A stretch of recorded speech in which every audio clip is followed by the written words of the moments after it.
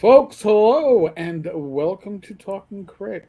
I am Eric Tenkar, your bartender in the OSR. Below me, wow, sorry, Mike. Below me is my once a week work spouse, none other than Bad Mike Battalato. And adjacent to me, with the awesome artwork behind him, is none other than Douglas Cole, uh, Gaming Ballistic. I've known Doug for well over a decade. He's always a great guest to have, and he's got a very successful. I want to say Kickstarter, but I got to break myself of that habit now. Yeah, I'm gonna have to get like a new tag for the blog, just call things crowdfunding or something like that, because Backer Kit seems to have really stepped up. Doug, welcome. Thank you for having me. Always a great pleasure to be here. And yeah, we started to get to know each other in what, about 2012? Something like that. Yeah, it was 2012, or I think it was about 2013 because you and I kind of sort of knew each other from gaming circles, but then I started my blog. Right, and then you started doing at interviews the very end of 2012, and that's right. In that first year, I was doing interviews and having them transcribed and all kinds of stuff, and that was cool. Yeah. Yeah. By the way, I was thinking of something today when we said you're gonna have Doug on the show. I think there's a good chance Doug has been on our show more than any other guest. I'm just throwing that out there, but I'm pretty sure we have him on at least 2 or 3 times every year. And the only person I can think that might come close is Skeeter, because Skeeter just likes to pop on and ruin everything for us every once in a while. But I think Doug we've had on.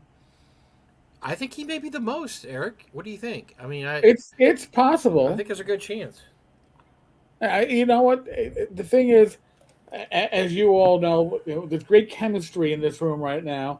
Again, I ran Doug with my B team for the better part of a year. That was when we were going through the castle of the Mad Archmage. It was a lot of fun. It was great, and we got some new faces. We got some very familiar faces. So just so you know, Doug, you've got a viewer right now from Northern England, in Dave Thompson. Dave Excellent. Yeah. So, like I said, we got the usual suspects tonight, except that Ty's early for once instead of logging in the last 5 minutes. It's like, I'm here. Hold the show for me. So he can pretend like he's been watching the whole entire time, But his Johnny Dangerously quote dangerously dates him. I think that's no surprise. You fargan passages, you have violated my fargan rights. Fantastic movie. So folks, listen. I have a link up in the chat. There's also a link on the bottom of the screen. It goes to tenkars-tavern.games/Bane. It will take you to Sathar's Bane. This is for Dungeon Fantasy. Now, as I mentioned on today's blog post, Dungeon Fantasy is that game that sits on my shelf, and I look at the damn box if at least once a week going, damn, I want to play it. I don't want to GM it. I just want to make that clear. I don't want to GM it. I want to play it. Right. And this is an opportunity where I'll have a chance to play it. That's right. I'm looking forward to that. Yeah, so I couldn't ask for a better straight line, and so I'm going to seize the moment.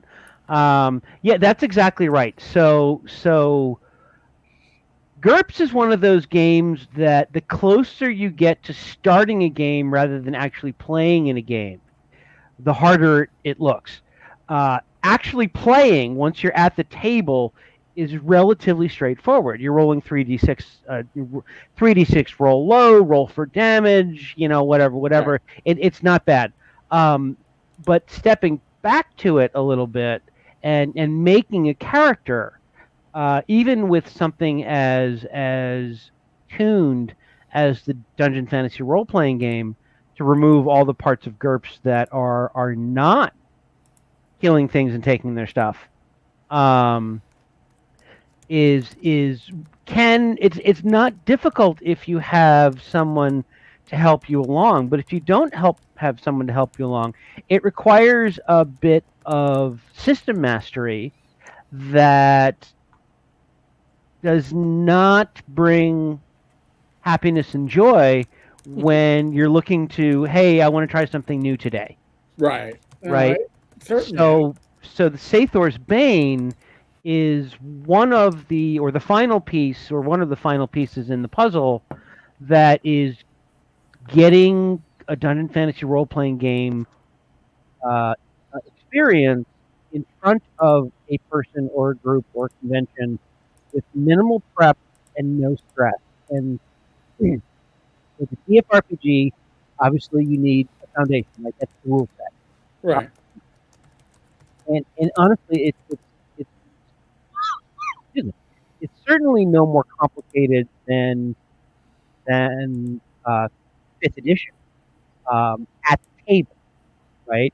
Some of the powers get up into the mid to high tiers in 5e. Each one is a special case, and they're cool. Absolutely, I like 5e. It's a fine engine, but that doesn't mean that it doesn't have its own share of complexities. And a lot of the games tend to be that way. The issue that GURPS faces, almost all GURPS games, is that the complexity is front loaded at effectively level 0 in Caragen instead of high level. So whereas you can roll up or point by a first level Pathfinder or 5e or OSR character, or the fantasy trip for that matter, since I published for that, you can be ready to go in 10 to 30 minutes, depending on how finicky you want to be about your character. Whereas the Dungeon Fantasy role-playing game, until dun dun dun, will you stop? Look? Stop it! My cat is about to shred me as she freaks out as I lift this up. So this is not gonna. I may have to hold it. You got to hold it in front of your face. Okay. I think there. Yeah. Right. There we go. Yeah. So Delvers to Grow, and honestly, the book is better to look at than my face anyway. Delvers to Grow was something that I did, and I say I did, but Kevin Smythe wrote it. And I picked Kevin because he's just the right guy to write that book. He's got a ton of system mastery. He knows the tricks, but he doesn't want to burden a gamer with complexity. And so all of the stuff in there is like you can get to the table in like 6 decisions. And I for the fantasy for NordCon 5, I spent 5 hours in my hotel room the night before the con, and I made 30 utterly unique pregens, right? And that's one every 10 minutes. I had a little computer help, but it's this module, this base, this module, ready to go, right? Tweak, right? Very little, so we've got loadouts, we've got, basically 25-point blocks of selection. And so between the DFRPG, Delvers to Grow, and now Sathor's Bane, the first solo adventure, which plays well as a GM'd adventure also, now you've got something where if you don't have a group, you can just go play it. If you do have a group that you'd like to introduce to the Dungeon Fantasy role-playing game, you can do that because it's a military excursion. So you start with 4 troops, and you play all 4 troops. So it's a solo, but you play 4 people, or you can give 1 each to characters. You don't need a game master, right? You can say, oh, well, what would the bad guy do that's reasonably intelligent at this point? Mm-hmm. So you get to learn the capabilities of your character, you get to learn the capabilities of the monsters, and explore the rules at your own pace. And I have an OSE version of the same adventure called Dark Lord's Doom, and the fantasy trip version also called Dark Lord's Doom. That's kind of where it started, and so I know how this adventure works. I know how it plays, and I know where the catch points are. And so what I can do is I can add a lot of Dungeon Fantasy role-playing game specific content and a little bit of plus up to help out the specifics of this.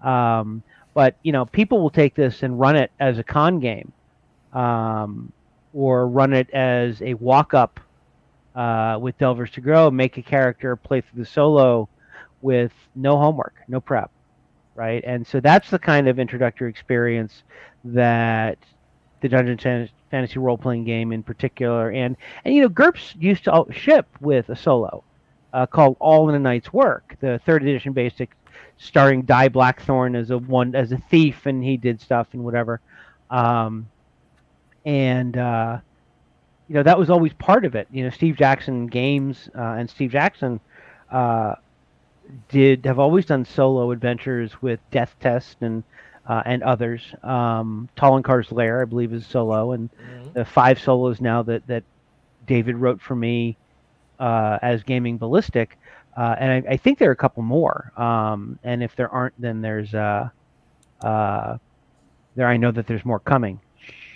So solos have always been a big part of the Steve Jackson Games ecosystem. But this is the first official Dungeon Fantasy role-playing game specific one. There are, I think, 2 or 3 fantasy-oriented solos by Jay Connors, Falcos, at oneshotadventures.com. The number shotadventures.com, and they're quite good. The production values on those are excellent. Well, I think that back in the day, because I have them all. When Steve Jackson had the Conan license, they had the solo Conan adventures. Those just came up on the Steve Jackson Games forums. Oh, really? Okay. Yeah, it just they were mentioned in passing, right, as the thread title. Yeah. So yes, solos have always been something that the company has been interested in doing, and done well. By the way, I just want to throw something out there. I'm a huge TFT fan back in the day, but I haven't played it probably, 30 years at least. Right. Probably longer than that. But I recently, for North Texas, put out the challenge that we have the complete TFT Steve Jackson Games Kickstarter, a giant box. Box. Everything Kickstarter. I got it. Donated to the con.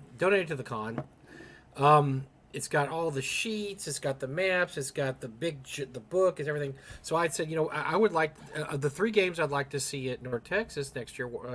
Fantasy Trip was one of them, and I had some people volunteer to run games. I think Eric, you were one of them that you said you'd run a game. Well, guess who I had the other night ask if they could run a Fantasy Trip game, and they said they liked it. A man by the name of Steve Winter. I bow to Steve's. You know what? I'd probably be better off playing in Steve's game than running. No, I'm saying you could still run one. I'm just saying I did not know he was a TFT fan. I mean, because he's worked with D&D so long, he's so associated with AD&D and first, second edition, and then even 5th edition. Apparently, the man is a closet TFT fan, and he said I would love to run a Fantasy Trip at.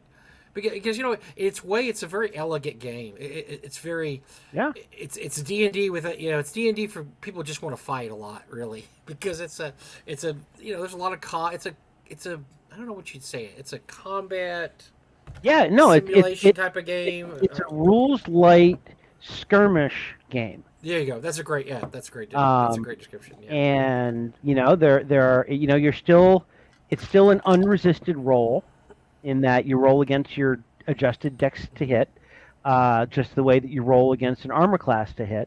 So there's no defense rolls like there are in GURPS. And armor subtracts damage. So in the D&D space, I believe that's called damage reduction. In GURPS, it's called damage resistance. In Dragon Heresy, my Fantasy Heartbreaker, I do damage reduction. And so, if you can't get through the armor, you can't hurt the person. It's quick. Making a character is very fast. And they're designed to be quick because they're a little disposable. So it's right, because it's very lethal. Like, if a broadsword does. And everything's a D6. That's where GURPS gets its thing. And if a broadsword does 2d6 damage, well, a typical starting character may have strength and therefore hit points in the 10 to 12 range. So you get a good roll on one broadsword hit and you're done, right? It's very old school that way, where you have it's really an old school d6 plus one sword versus a thief or a magic user, right? They can be very fragile. Well, so Steve Winter himself. All right. Again, I may be more excited to slot myself into playing that. Well, I'm about to say, yeah. Well, now that I think about it, yeah, that's not a you wanted to run a game versus wanting to run it being ran by Steve Winter. I can understand why that would be an issue. Then you may be thinking double thinking or thinking this over. Then yeah. Like, listen, my experience with TFT was always like reading about it in either like Dragon magazine or Different Worlds magazine, where it would come up or be advertised with the other pocket games.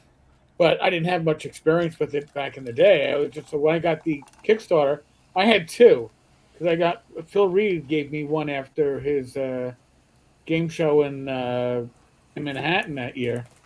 So well, I told you about you know about my copy. I've got the big box copy too, and it's signed by Steve Jackson because when I was talking to him at GaryCon one year, I had lunch with him and Bill Webb, which is still one of the coolest things that ever happened to me. I don't know how I was just there. I happened to be there, and they were going to lunch. I'm like, hell yes! And so I went to lunch with them. Well, afterwards, Steve was at GaryCon showing off the game. And I said, yeah, I wanted to buy that, and this happened, and this happened. I never got it. He goes, would you like a copy? I'm like, yes. He goes, well, I'm having I'm using this copy as my demonstration copy. If you come meet me at the room after I do the demonstration of it, I'll gift you this copy. And so, of course, I'm there like an hour beforehand, waiting at the door for him to get through with this presentation. And then when he's through, he signed it for me. So, that was okay. Yeah, that's one of the cooler stories and/or things I have. But that is a story about being in the right place at the right time, gentlemen. Because I just happened to be right there when they were going to lunch, and then we talked about I asked him every question I could think to ask Steve Jackson because how often is this ever going to happen, and of course. I told him how brilliant I thought the pocket game was, the little mini games, because, and I've told this story a lot in the show, we had a big giant cafeteria at my high school, and there was a bunch of tables in the back nobody ever even sat at.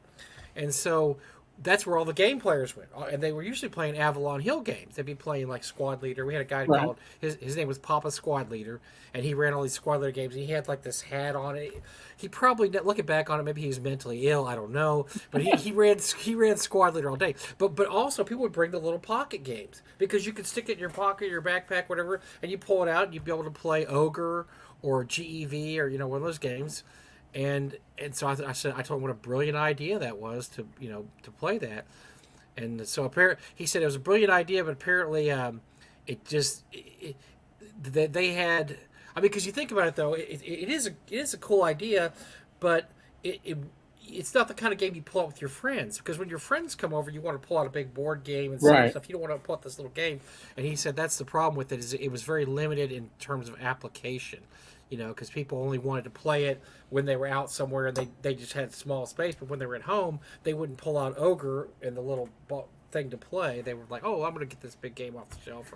Or Steve Jackson Games fixed the little Ogre game problem real well. Yeah, they kind of did. Yeah. Right. By the way, that was the other game, Douglas. So there was 3 games I wanted to play. TFT was one. We also have the Ogre Kickstarter. Doug and I both bought it, and we have one that's fully assembled. And so I said, we need to play that. Why isn't anybody at the convention? So I wanted somebody to run that. I haven't got a definite on that one yet. And the other game was the Star Wars miniature game, because before he passed away, Doug probably bought $1,000 worth of those stupid Star Wars miniatures. So wow. You could have the biggest giant space battle you ever wanted if you wanted to run a Star Wars miniature game. And I think Doug's son David may be running a Star Wars miniature. But yeah, those are the 3 games that nobody ever runs at the con that I really wanted to run. But especially Fantasy Trip, because I just, like I said, I think it's kind of a, we talk about the OSR a lot, and how much we like the OSR, and it's really almost a direct line to the OSR fantasy. Yeah, yeah, no, absolutely. It's a sideways step. Does a couple of things differently. Really leans into the bell curve, but yeah, it was published in what, 1980, 1970s. Oh gosh, yeah. It was I was late still in high 70s, school. early 80s. Yeah, I was still in high school and I graduated in 81, so it must have been 79, 80, right in that rate. Yeah, definitely. I can look it up real quick, but yes. Yeah. Yeah. So I remember bringing that. And the thing is, we all played. We were D&D bullies because we played Dungeons and Dragons. We didn't want any of that fantasy trip stuff at our table. So it was years later that I actually got to play it and then realized, what a kind of a cool, elegant game it is. But yeah, back then we wouldn't even play basic D&D. That was baby D&D. We only played advanced D&D because it was advanced. I mean, right, of course. That was us too. Basic is for babies. That's why it says basic in it. Yeah, that's for kids. And Fantasy Trip, man, they don't even have dungeons and stuff like D&D does. They don't have all the cool stuff that D&D does. But yeah, it was a that was a big memory. And like I said, I wish I'd had time to play more games like that back then because we really lived in a golden age. All the stuff that was available then. And it says here that Fantasy Trip between 77 and 80, which that fits. Yeah, that makes sense. Yeah, Melee, Wizard, and Labyrinth. Yeah, all that's okay. Yeah, I remember all this stuff. Well, see, my introduction to Steve Jackson games was finding Man to Man and Orc Slayer. Yeah. And, I remember that. Yeah. And I was just like, oh, and he's like, damn, this is cool. Could not get my group into it. D6s. What is this? Tunnels and Trolls bullshit? I was like, no, it's definitely not Tunnels and Trolls. You had a bad reputation then. You were the Tunnels and Trolls guy, so you already had a bad reputation. Yeah. But then I found the GURPS box set probably a year or two later, and I was like, oh damn.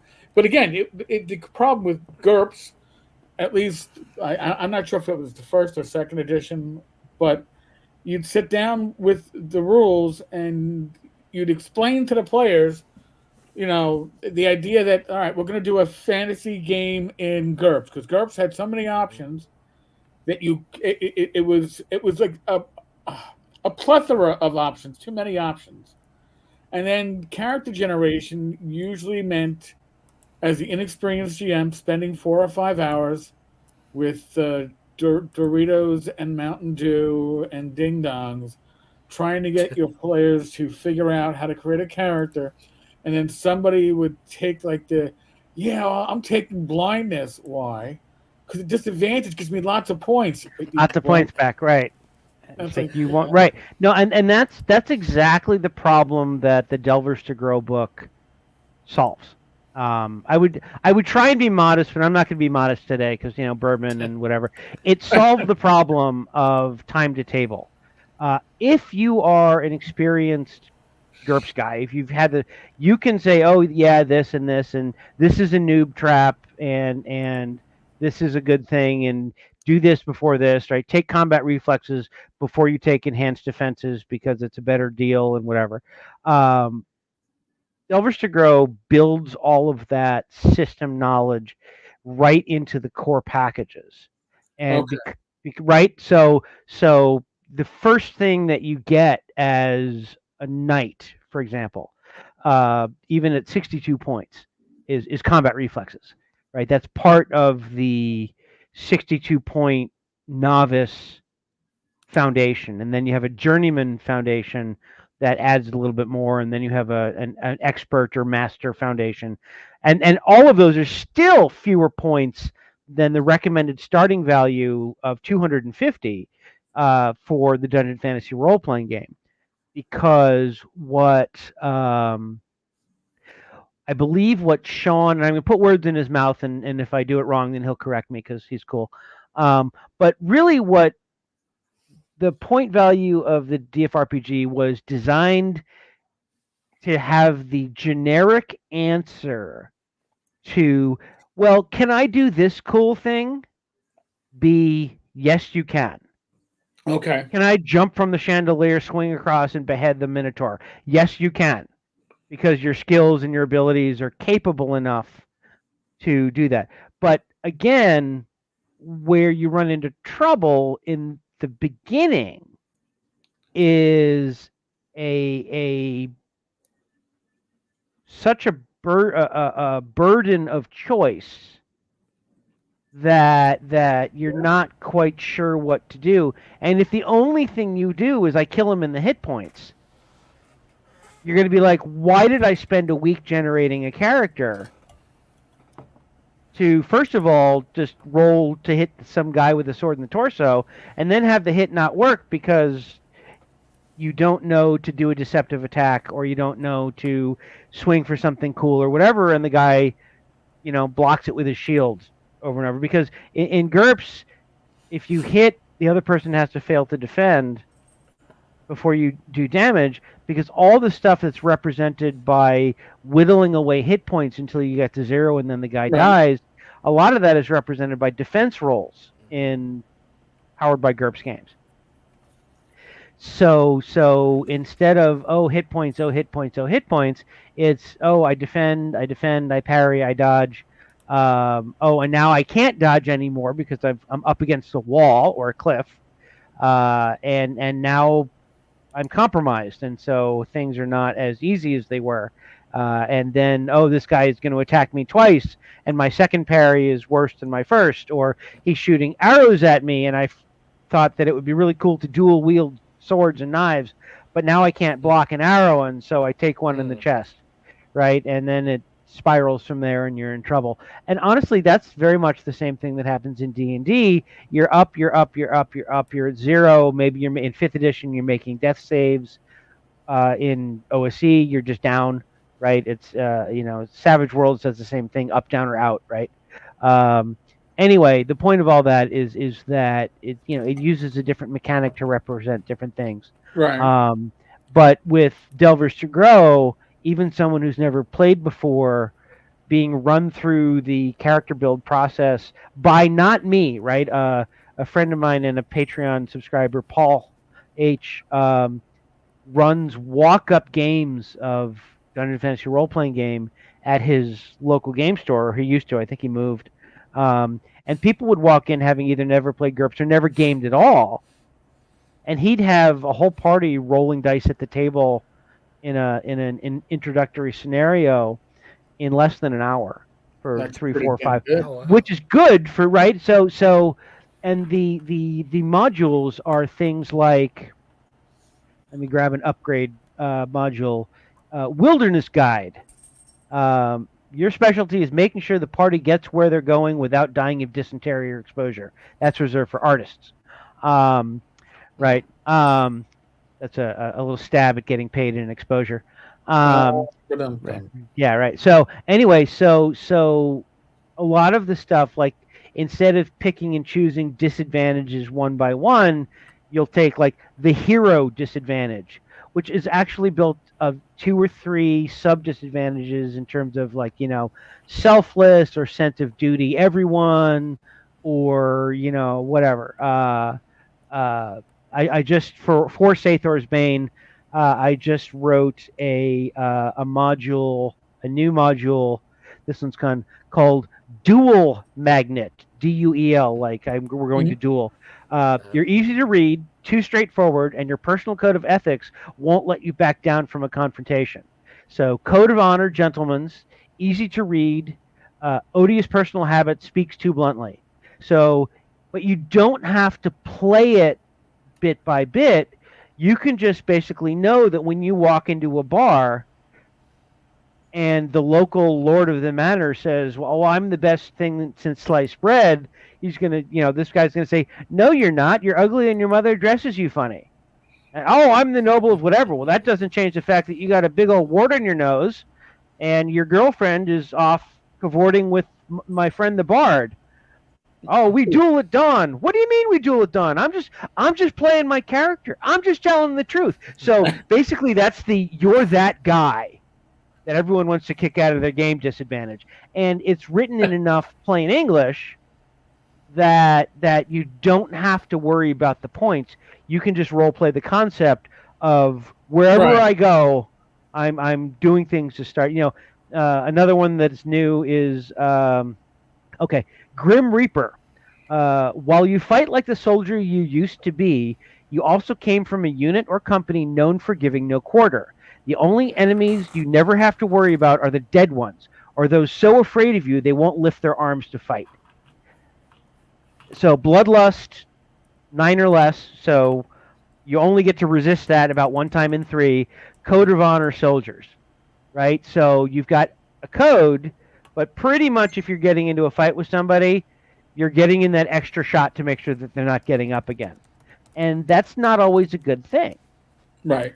Right? You know, the classic barroom brawl, you're going to put in that broken arm, you're going to put in that crippled limb, you're going to draw a dagger when a grapple is called for, right? That can get you into real trouble in town. And so, anyway, as I'm doing Sathor's Bane, I'm trying to, wherever I can, I'm plussing up the adventure with new content that is additional to Delvers to Grow, but still has the components that you don't need Delvers to Grow. But everyone should have Delvers to Grow because it's a great book. And I should note that this actually one that I held up. This is the sole current remaining copy of the omnibus edition. So there's the core book, which was 40 pages. There were 3 16-page worked example books. And then someone in the Kickstarter said, well, I'd really like to just carry this thing around all at once. And I'm like, you know what? Just for this Kickstarter, I'll have a special extra, and I'm only going to print the ones that are needed, plus enough that run on, you know, that I won't be short. Right. And those remaining sold out very quickly, and this is the last copy. But I'm offering the all-in-one book again for this Kickstarter, because there's really useful value-added content in the 3 example books. Kevin did a great job of having core tactics advice for strong delvers, fast delvers. Like strong delvers are like fighters, barbarians, wrestlers, holy warrior. Fast delvers are your scouts, your archers, your swashbuckling duelists, your thief, and I always forget the thief, swashbuckler, martial artist. Right, so you're unarmed, or you know, you people who really rely on dexterity, Okay. but they tend to be noodle arms. And GURPS is the classic multiple attribute dependent game. You'd love to be good at everything, but you can't. Right. So you have to pick and choose. And so anyway, I'm trying to plus up the content in the Sathor's Bane, and it's going to be how I even laid out right now without art and stuff. It's already 41 pages, and it started as Dark Lord's Doom is 28, so it's already bigger than Dark Lord's Doom or the OSE version was. And I'm not even I've got at least I have 11 pieces of interior art plus some character illustrations and stuff. So I mean, I think it's going to wind up being closer to 50 pages than 40 without breathing too hard. And so it's going to be a solid chunk of adventure with a lot to help you get started. Plus, you know, it's got 4 pre-generated characters and that you can just start with. It's you know, two knights, a what is it? 2 knights, a swashbuckler, and a scout. Now, Doug, you are in this unique position. You publish for different game systems, and you often translate between systems. So you're getting a good view now as to which systems are less page intensive, lighter to write the mechanics for. I guess we could That's say. right. So I guess OSC is on the light end, and obviously OSC and TFT are on the lighter end, but it's interesting to me because some of the challenges that you can put in front of a gamer easily as a solo, Right. TFT and even more so, anything based on skills and talents is a little easier to throw a variety of non-combat challenges in a solo game because you can roll dice to see if Okay. you navigate the challenge. OSE has a couple of optional like background skills or secondary skills are in the OSE Advanced, and a few other things, right? But I have to do, and of course, thief skills, right? So picking a lock, thieves can do that. But what if you're not playing a thief or you don't have a thief? Are you just screwed, or are you going to allow, like, you can pick the lock, you can kick the lock, kick it or pick it, right? Right. So there are usually ways of getting around that, but it's easier to have some of the non-combat challenges with games that are built around skill tests. Well, That doesn't mean that Yeah. right. That doesn't mean that I can't do it, right? You roll a contest of charisma or something. Contests are supported in OETC or you say, hey, roll 1d20 plus your charisma bonus. The other guy rolls 1d20 plus his charisma. Whoever rolls higher wins, right? And if you win, there are absolutely die roll driven ways to do swords and wizardry or old school essentials. No problem, but it's not thought free. You have to think about what you're asking and what the probabilities of success are, what level. Actually, the hardest thing to do in a lot of these games with different level challenges is you really need to throw a lot of money at a mid to high tier OSE or any game where you have XP for gold. Right. Something that you just say, oh yeah, you find a bag of silver. Well, in GURPS that's great. In TFT that's great. The amount of money you need to get through cool stuff doesn't really rise as your power level rises.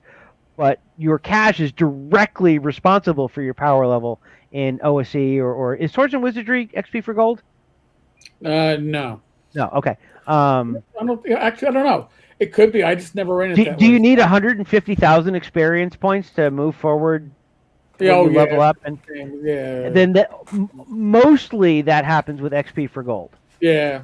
Or they've refigured the XP awards for various challenge level or hit dice to be much, much higher. You see, right? I run Swords of Wizardry Light, which I wrote and complete, and that just uses sessions for leveling. Right. Which, sorry, it takes some of the stress away. No, and the thing about that, how do you, I don't want to say balance, but how do you throttle, not in the choke way, but apply throttle to, how do you throttle the advancement rate so that it's not, 7 years we're playing and we're still first level, but it's also not, we've played 5 sessions and now we're level 19. So Swords and Wizardry is XP for killing monsters and gold. So it is. I couldn't remember. Yeah, it's just like AD&D. Yeah, I haven't run it traditionally in so long. Right. And with a solo though, is all you have to be is internally consistent. Yes, right. You absolutely want to be play the rules so that people are actually experiencing the game that you want them to, and that's for Sathor's Bane. That's definitely true, right? I want people to experience getting in and playing the Dungeon Fantasy role playing game because it's a great worked example of GURPS. And when I publish Mission X, hopefully later this year, it'll be a different worked example of GURPS for action military stuff, and that's another piece where you really want to make sure that you're introducing people to the game that you want them to play. They're going to do their own thing no matter what, and yay team for that, right? Somewhere in the intro, I talk about what is it in what's my line here about the game police? Where's my game police? Well, I bring it up so people can see it, but like 328 backers in a day. In the first basically day and a half. Yeah, it started yesterday at 9:15 in the morning, and we've done very well. We funded in the first workday, really, and have since gone on to about 200% funding. So it's definitely going to happen. The only question, and I put it out there as we'll see, but I said at $21,000, I would, actually, can you scroll back down to the maps? So yeah, right there. So I said at $21,000, I would have all of the interior art and the character sketches and everything that exist already in black and white. I'd take them back to the original artists and have them colorized. And color art's expensive, and I don't know whether these guys are going to look at what they did and say, I can't color that, I have to repaint it. Right. Or if they're just going to do what Glenn Seal from Midderlands did. He spent an after. I was like, what do you think the budget for this would be? And he gives me a number. I'm like, well, that's a ridiculously good number. Let's just do that. So I sent him a few £100, and he had it back to me. Like, he's like, oh, I don't know when I'm going to get to this. I'm like, sure, Glenn. Because he always says, I don't know, I'm very busy, and he is busy. But right. He had it back to me, all maps completely colored in 48 hours. Oh, damn! Glenn's a monster. He's amazing, and he's super nice and great designer and a good person and all that good stuff. And I mean that sincerely. He and I have been working together for a long time. So the maps are already colorized, but the interior art and the character sketches are not. But I was like, at 21,000, math, spreadsheet. If we can get there, then I will take the substantial hit to the profitability of the project and pay for that, because who doesn't like color? Right. Actually, the funny answer to that is Steve Jackson Games for TFT doesn't like color because they want it to be very old school 1980 vibe. Okay. Right. So and OSE is mostly OSE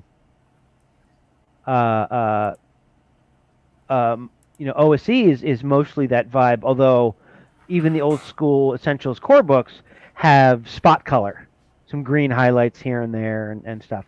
So that one, the old school vibe can be black and white production values, but it can also just be the style of art and stuff like that. In any case, if we get there, it's going to be colorized. And my initial budgeting is always very conservative. Mm-hmm. And I very rarely say, people are going to upgrade. I usually assume 60% go print plus PDF, 40% go PDF only, and about 1 in 4 of each of those will do, like if I have a value pack or cards or whatever, I assume that about 25% of each of those will upgrade to cards. So my per pledge average, I assumed, was going to be between $17 and $20 per pledge. So I was going to need well over 1,000 people to back Sathor's Bane before we hit that. Well, the per pledge average is running twice that at least. So we're running about $33, $34 per pledge. We funded right away, and now, see, my right. So I'm an engineer. I was an engineer by trade before I got laid off and did game design, right, as a job. And so running data models was my thing. And at this point, we've got, about 11.5 thousand-ish I will check. And Yep. normally, Yeah, 11, normally, 11.5, unless something happens to shake up a campaign, you close between 2 and 4 times your first 2-day total. Okay. Now, I could piss somebody off and people could leave, or, Henry Cavill could come around and say, "Oh, people should check this out." And all of a sudden, millions of people are looking. So, lightning can strike. But by and large, at this point, in Kickstarter, because of the externalities and the networking effects, I would say that 23,000 by the end of this would almost be a lock. Right. The only question is, do we get to 30? Now, back-a-kit crowdfunding is improving, but they still don't have the audience base that Kickstarter does. So I'm not quite sure what the multiple would be, but if trends hold, we're going to threaten to hit that stretch goal by the end of the project. And so now we're really saying, hey, color looks like I better start making plans for it, which is fantastic, right? Well, and so me, right? I like to try and have things as soon as it looks reasonably certain that we're going to get there. I'll start contacting artists and saying, hey, do you have room on your schedule? Can you redo these? What's the budget need? How much time do you need? So that, we can get ahead of some of this. Right. But, what I'll wind up doing is everyone will get their PDFs as they stand as soon as they're ready. And, I still have, it's 7 days to the end of the month and then another 9 days from there. So I still have more than 2 weeks to frankly do what I'm best at, to work within the DFRPG system to convert this to a fully fledged module.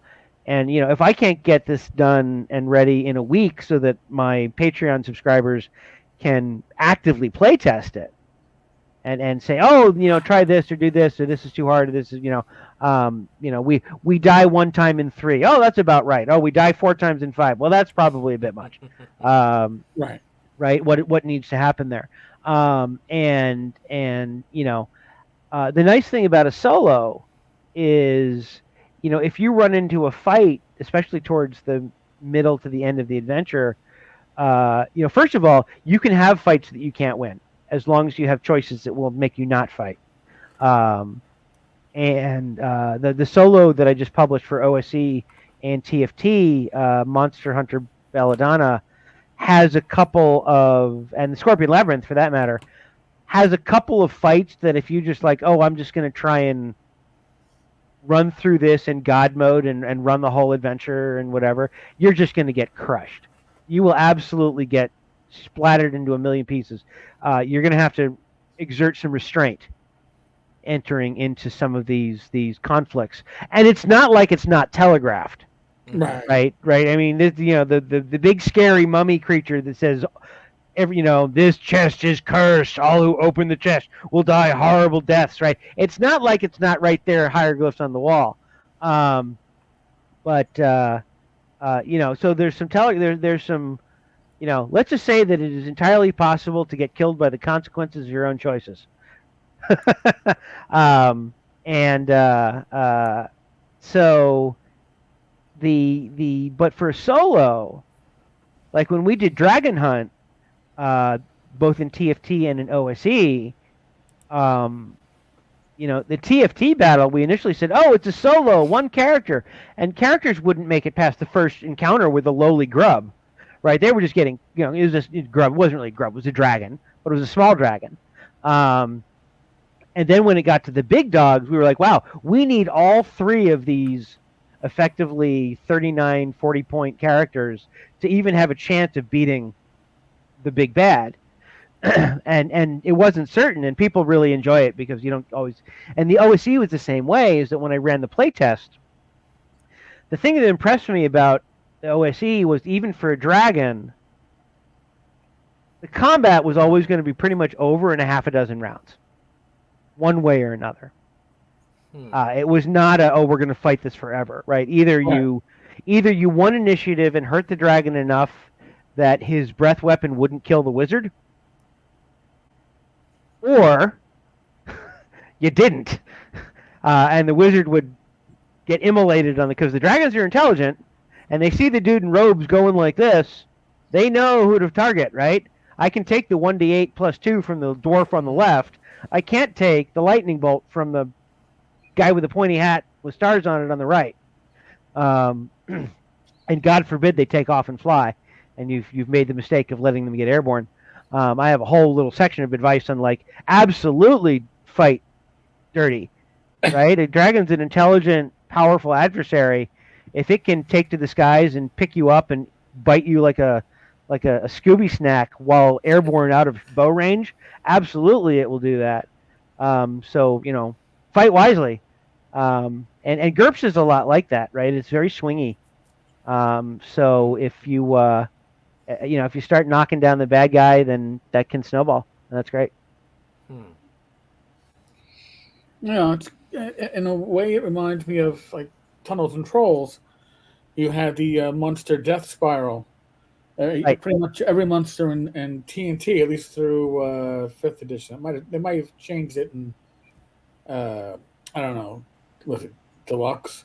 But if you did damage to your adversaries, the NP, whether it was NPCs or monsters, essentially their damage potential decreased to the point where they were ineffective. But Right. you had to be effective from the beginning. Right. No, and the Dungeons Fantasy role playing game is because the point values of the characters in that you're playing out of the box set are very high. There's some life insurance there. Okay. But the solo, because Delvers to Grow starts at 62, and I'm actually starting them at a little more interesting at 112, because it starts at less than half the typical point value and grows. Sathor's Bane, you're going to start at a level where the choices are manageable and grow through the course of the adventure to the point where you can really get a lot done. The pace of advance is deliberately forced, phased in segments, but it's deliberately forced. So instead of getting 1 or 2 character points per whatever, you're going to be like, oh, blah, blah, blah, blah, blah. Here's a whole new module to play with, 25 points or 40 points or whatever, right? So you'll level up, and so you'll get a chance to experience low, mid, medium rare, medium, well done kind of capability levels, but you're not going to get tossed into something where you're staring at a 5-page character sheet saying, what the hell do I do? Right? You'll know by the time. That's cool. I'm looking forward to this. Like I said, I'm looking forward to actually. Oh my God, Alexa!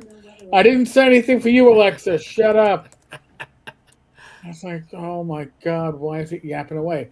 I'm really looking forward to the opportunity to play some dungeon fantasy, and that is again. I always wind up looking at it. It's on the shelf in what we call the computer room, but we hardly.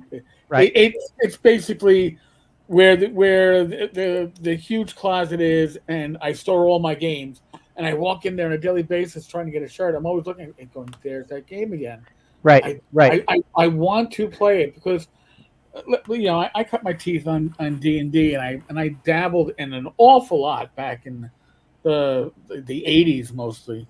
And GURPS was one of those games that I dabbled with, and I did play through, I think, one of the Conan solos. I had 4 or 5. But didn't you play with Rob? No. No. Oh, you didn't play GURPS with Rob Conley? No. Oh, for some reason I thought that you were involved in that. No, I was not. So Rob never did a show and tell or a reach around. Inside jokes, folks.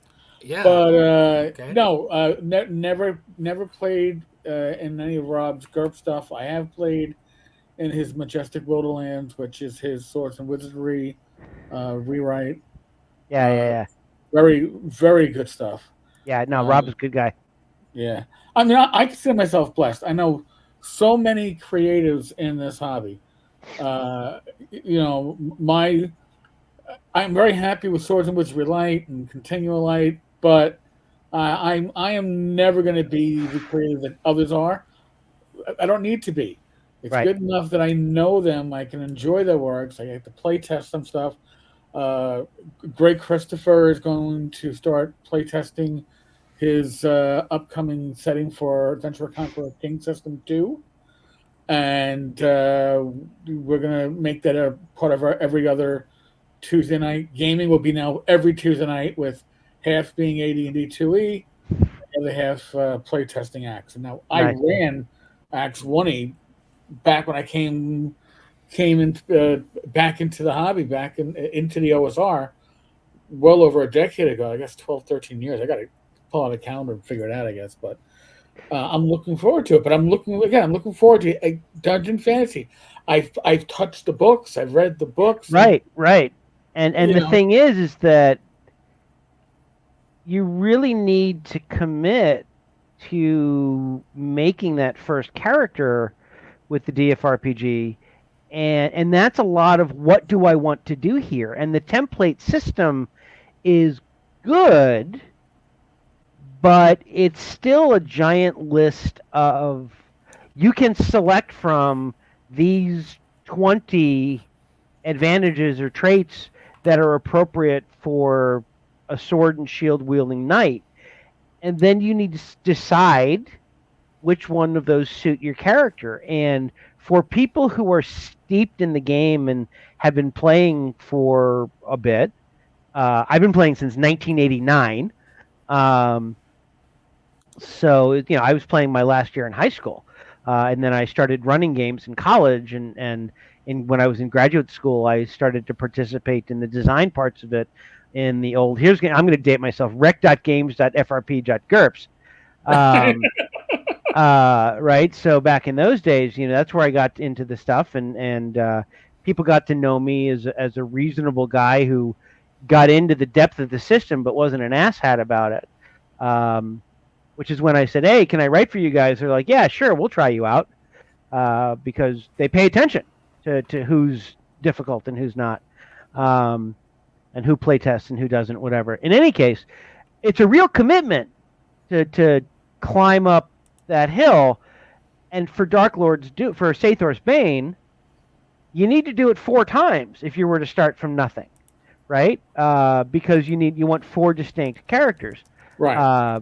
Now I'm solving that with pre-gens, but if you're like, oh, I don't want to do that, right? God,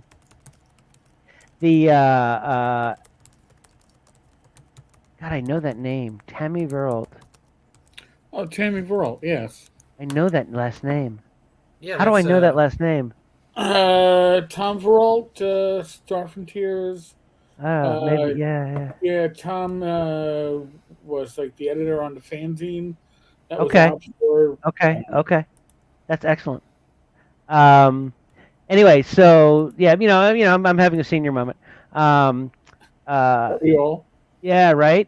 So yeah, right. So it's a real commitment to learn to do the stuff, and even people who are experienced with it. I mean, look at discussions on the Steve Jackson Games forum or the Discord. People can get into the minutia because honestly, in a 5th edition game, or frankly in any game where your primary resolution is 1d20 plus a bonus, right? Who cares if you're off by +1 or +2, right? It's going to change the outcome one time in 20, one time in 10, right? But if you're off by +2 in GURPS, your chances of success could go from 75% to 50%. Right. Or right. So it's because of the 3d6 bell curve.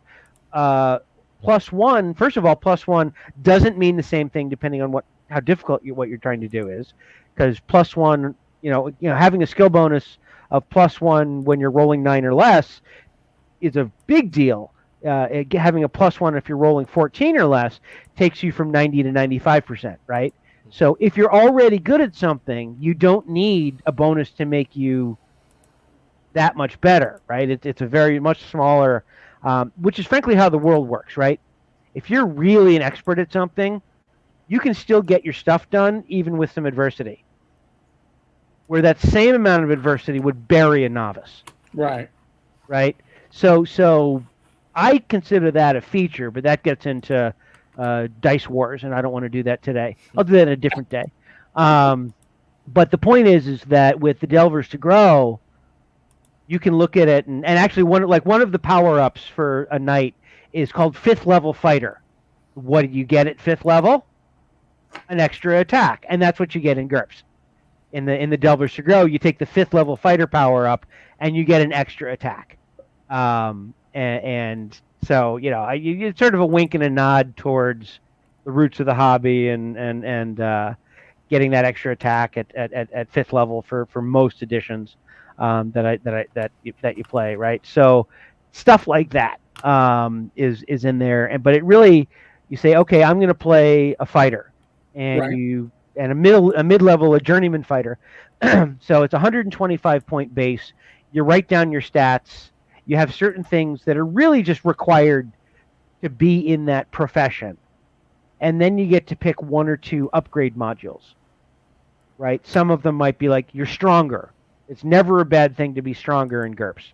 Not only do you hit harder, but you can carry more armor. Right? So stronger Delver, right? +2 to strength, +1 to striking strength. And you can take it more than once. So you could walk out of there with effectively +4 to your regular normal strength, which is a big deal. If you start at 10, which you don't, you'll start at something a little higher. But let's pretend you start at 10. You'll be with a lift of, a strength of 14. Your swing damage is 2d instead of 1d, so you're double the damage output. Right. You're double the weight you can carry. Right? So twice as much armor, twice as much damage resistance, right? And the armor slows you down. Right? The more weight, the slower you are. You get dodge penalties and move penalties, and right. So you apply. I remember one of my very first DFRPG characters years and years ago. I played in a game with a bunch of real experts, and I'm like, all right, move 2 when I'm encumbered. That's 4 miles an hour. That's a reasonable trot, Yeah. right? That's not slow. Okay, these guys had flight. They had like boosts. I swear that somebody was going with like a dragon facing backwards on a skateboard. Move 6, move 8, move 10. My first battle, I didn't even get there. Right? I mean, it was like the scene in Monty Python where John Cleese is running towards the castle, and he's at a distance, and he's still at a distance, and he's still at a distance. Except my character never got there. The movie just kept playing, and John Cleese never got to the castle. That was me. I got there, and all the bad guys were dead. And it was like, what are you waiting for? I'm like, I really did not make this character properly for this group. Right? If the battle didn't come to me, I wasn't going to be... My friend Merlin calls this save or spectate. But in this particular case, it was carriage and respect. But this is the kind of trap that you can find yourself in without borrowing system mastery, like in Delvers to Grow, where it's not going to let you do something like that. That is what you might call a noob trap. Right? You're going to be mostly mobile. It's going to say wear as much armor as you can, but if you're more than light encumbrance, you're going to start noticing you can't get to the fight. And enemies will be able to just basically, I guess the video game term is kite you. Right? Okay. They can attack and then step back, and you'll only be able to plod forward. And then they'll attack you and then step back, and you get right. So you'll never get there. And eventually you'll fail that defense roll. And now you're in the death spiral and you're in trouble, right? So anyway, the Delvers to Grow, plus the solo, plus the really excellent distillation of the rules that Sean did for the Dungeon Fantasy role-playing game, it requires it does not require, I should be careful, it does not require quick start, but it's a hell of a lot more accessible to borrow a word. It's a hell of a lot more accessible to quick play and learning the system, and therefore liking the system. Right. I mean, how many people say, "Oh, we tried GURPS, but we never could get into it"? How many people does that really translate to? We never actually got to the fucking table. Well, it was character. Probably most. Yeah. Probably most, right? I had great plans of running a fantasy campaign with GURPS, and you after a session or two of character generation, the party was just like, "You're done. Can we play D&D now? Can we play? Right? Can we just play something?" And it can take, depending, like, and the thing is that the way that GURPS is pitched, and I mean this in the nicest possible way, but the way that GURPS is pitched, any character, any time frame, any genre, anywhere, well, people are like, okay, I'm going to break out Special Snowflake from Hell. And they do it their first time with the system. What are you going to play as your first Star Wars game? I'm going to play an alien Jedi with a tortured backstory, because of course I am. Okay, well, you've just chosen the hardest combination of traits in a point-buy system. Because what are you actually purchasing when you're doing a point-buy system like Champions or GURPS? Are you purchasing power? No, you're not. A character point is a unit of agency. It is a unit of choice. It is not a unit of effectiveness. You could absolutely fuck up a 350-point character to the point where they're dead within 2. I just made myself a 350-point tax accountant. I'm the first dead guy in the zombie apocalypse. I want to play that game. Right. But that's the thing, is that what a point-buy system doesn't guarantee. If I say I'm going to start you as a 15th level fighter in 5e, or a 12th level fighter in OSE, or 10th or whatever, you are going to be capable. You are going to be more capable than a first level person. You will never step up to the first level person and lose that battle, because it's mostly the probability of hit point attrition. When I say never, there are obviously, right? But the you absolutely can walk into one of two situations, right? Oh, I have a 350-point tax accountant, but who's got a 20 pistol skill.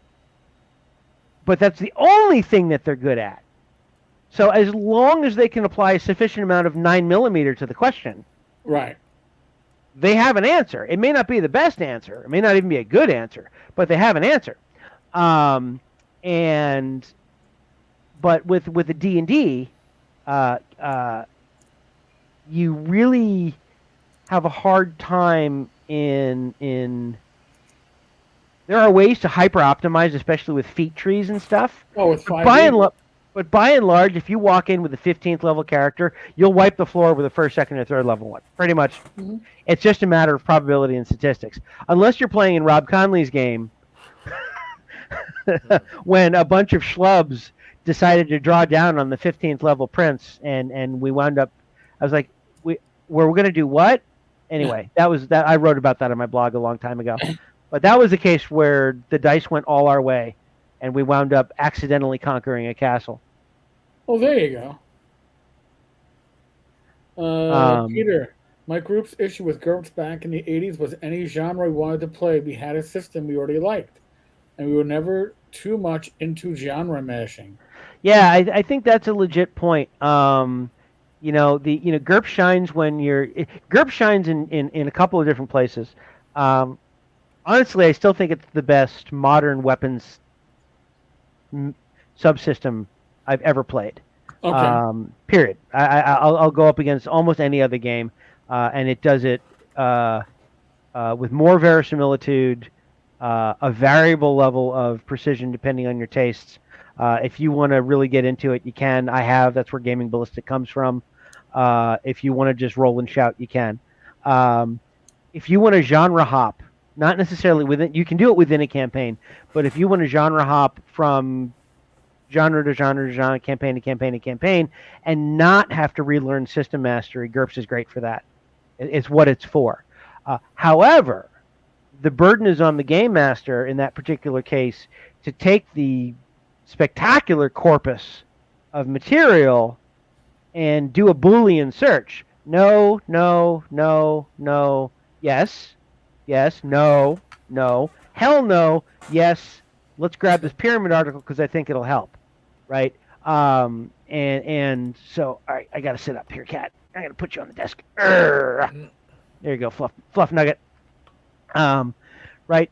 So GURPS is really great for. I don't want to have to spend the mental bandwidth to relearn the rules for this. Right. Right. And already with GURPS the way it is, and even more so with the game that I'm writing, which is powered by GURPS, in a modern combat scenario, I'll put it up against any game up there and expect it to come out on top. I got to be a little controversial. See, you got to be confident in what you're producing too. But, I got to tell you, the behind the scenes Mission X playtests are really coming out cool. They're really coming out cool. So what is this, like your espionage type of? Old Man's War meets XCOM meets the more militant parts of Stargate. Oh, okay. So that's going to be the setting that it ships with. But honestly, the game is going to allow useful, fun play anywhere from Age of Sail to Star Trek. Nice. Right? So yeah. So is there an ETA on this? Is this like an official announcement? No, well, the funny thing is the unofficial official announcement was in freaking 2000 when I first got permission to do it. But it was always, I don't have enough crowdfunding support to do it right. I was starting to get there. I was like, 300, 5, oh yeah, I'm growing. This is great. And then COVID hit, and that started to look okay. But then over the last couple of years, let's face it, a third-party publisher, I'm the most discretionary of discretionary spending, and I should be. But if I'm going to do a book or a game whole system that requires 1,200 people to get 500 pages or whatever hopefully it'll be shorter than that. But even right now, I think the rules, which are almost done, are probably the rules book is going to be about 200 pages. Okay. And honestly, that's even before I stick art in it, right? I mean, so it's going to be it might be a chunky rules engine, but a lot of that rules engine right now is stuff like, investigation, right? The Dungeon Fantasy role-playing game is all about killing things and taking their stuff, but I want to be able to run conspiracy games if you choose. Right. And so the investigation and uncovering mysteries and finding clues and interrogating stuff is built into the game. And Steve Jackson Games, if you are a licensed partner for Steve Jackson Games, they are, at least with me, they're very generous with what rules they allow you to steal. Plagiarize, because they license me basically the entire freaking GURPS corpus as long as it doesn't have a co-author. So interesting. Okay. So as long as they don't have to pay royalties for anything that I borrow or modify, they're basically like crunch all you want, and I have. And I've modified it, and I'm doing things like, GURPS has 300 some odd skills. And so what I'm doing is I'm condensing into what is effectively each skill is going to be what GURPS would now call a 5-point talent. So you don't need pickpocket, sleight of hand, and filch. Those are 3 different skills that all have to do with taking stuff secretly. Right. But in slightly different use cases. Well, you don't really need 3 skills for that, and it just clutters up your character sheet. And God forbid you get into an argument with the GM because you have pickpocket and you want to use it, but the GM is like, I think this is a filch roll. And they're probably a default, but everybody hates defaulting. So the thing is that we're clustering these skills together. I don't have judo, sumo wrestling, and wrestling, 3 grappling skills. I have unarmed grappling, Right. and you'll take small point traits and familiarities and whatever if you want to specialize, but you won't have to. Let's see. Do I have this guy right here? I do. So this is. It's going to do the thing. This isn't going to work. All right, forget it. Don't worry about it. Yeah. But my character sheet has, for my soldier in the playtest game. I'm playing. I'm not running it. I like to do blind testing. I don't want to run my own game because I will slide over things that cause trouble. Right. Without saying this causes trouble. It's like playtesting your own adventure. Right. You know what's missing. You know what's supposed to happen. Right. Yeah. So, yeah. Right. So I've got athletics +3, which is climbing, jumping, guns +3, physician +3, vehicle operation +2. Right. And the pluses add to your stats, the same 4 GURPS stats. Right. And so when I roll guns, I roll dex 12 +3 because my guns is +3. So I roll it a 15. And if I'm trying to figure out what to do with a gun, like it's jammed or reload, or I need to reassemble it, or talk about it, whatever, a repair issue, I'll roll IQ, which is 11 +3 for the gun knowledge. Yep. So it floats, right? And it's working. It's working very, very well. We solved the multiple explosion problem. The way that the GURPS mechanics run right now, you're kind of resolving every fragment and every whatever. And we fixed it so that rolling, firing 6 grenade shells at, with the jackhammer or whatever, but firing a full auto grenade launcher like a Mark 19 or the jackhammer, I think they call it, the Pancor jackhammer. No, maybe that's a shotgun. Anyway. We've made it so that adjudicating that is very simple. They're rings of effect. The more explosions that happen, the larger the inner ring, but the outer rings don't really change. They expand, but they don't get bigger. I've checked that with everything from a hand grenade to a 2,000-pound Mark 84 bomb, and it works out okay, right? It's neither wrong or it's not egregiously wrong. It's not exact, but who cares? It's close enough. If someone drops a 2,000-pound bomb on your head, you're hating life for a while. So it scales okay. It really leans into the size and speed range table, the logarithmic scale basis, but it hides it. But for rolling damage, for example, there's only one damage roll ever, which is the damage variability roll. You roll 3d6 against a fixed table, and it shifts the injury class of the wound depending on what you roll. Okay. And it more or less mimics the spread of dice that you can get, but it doesn't. You don't need that much granularity. So a weapon will be rated in the injury it will do on a hit to the torso of an unarmed human. But whereas normally if you have a creature that's twice as big as a human, so size modifier +2, you modify the wound down 2 steps. Everything is simple addition. So instead of multiply by this, divide by this, there's a lot of multiplicative math once a bullet hits a target in the way that GURPS works. Right now we're doing +1s and +2s because each +1 is 50% more effect. Oh, okay. Wow. Right. Wow. So and it's multiplicative, right? +2 is double the effect. +5 is like 7 times the effect or something like that. So, it takes the impetus out of micromanaging hit points and mostly uses injury as conditions. Right? You're wounded, you're mortally wounded, you're minorly wounded. And got to tell you, it's working. That's the only thing that I'll say to all the GURPS fans who are like, "You're doing what?" Play it. Play it. It's really smooth at the table so far, and we're not even done with it yet. Nice. So very excited about it. I have a question to ask. Yeah, bring it. At this point, what is Steve Jackson Games' buy-in to GURPS anymore? Is this something that they're wholeheartedly supporting? Do they Oh really yeah, ask for it? Or they, so I what do mean, they? you I mean, know, because I just don't see anything new about it, and I didn't really see.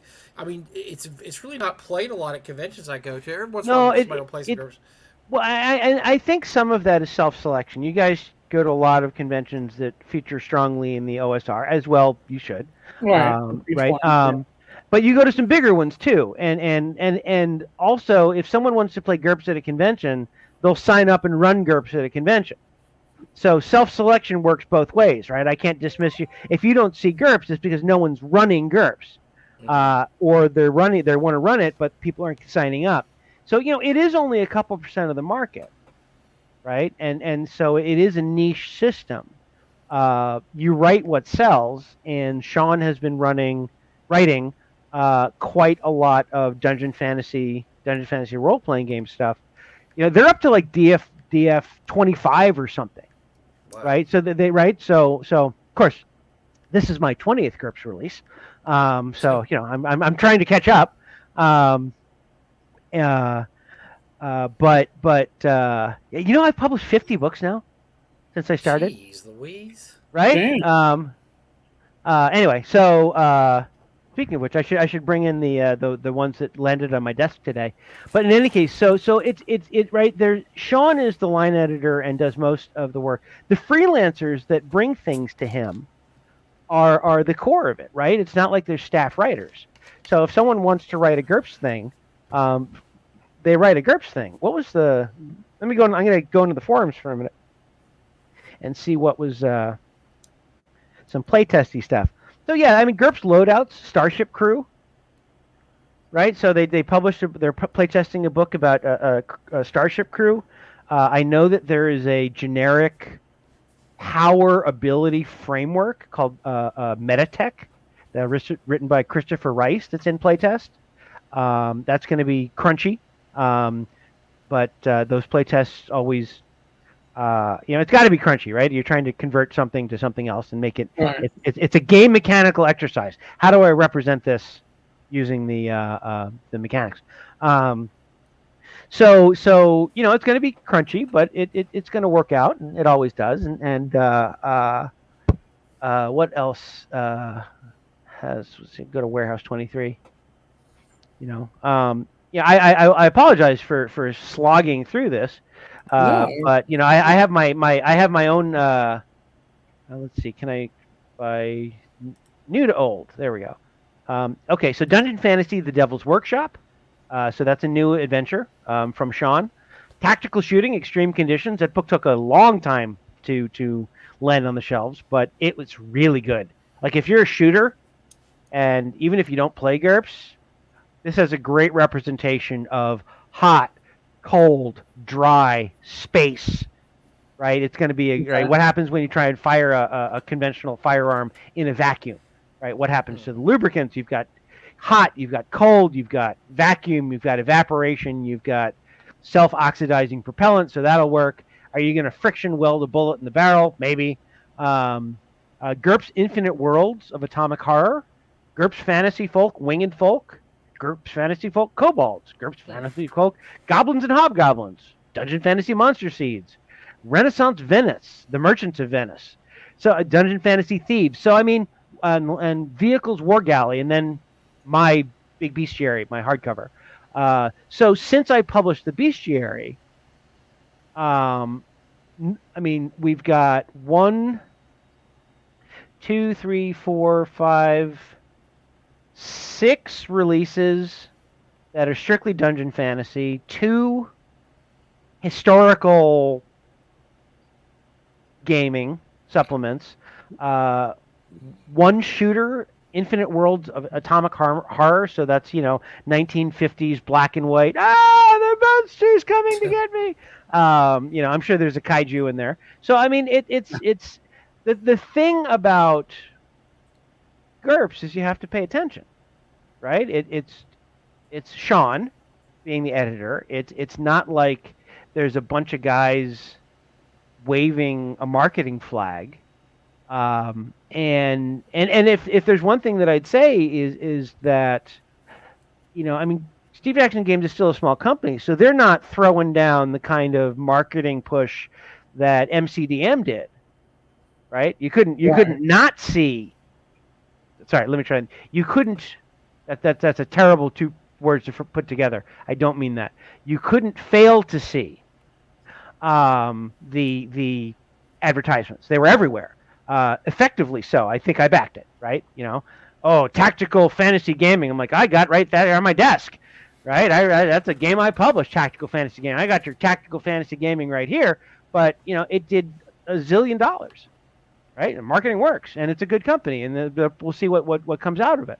But you have to pay attention to the release schedule, and they don't always throw it in front of everybody.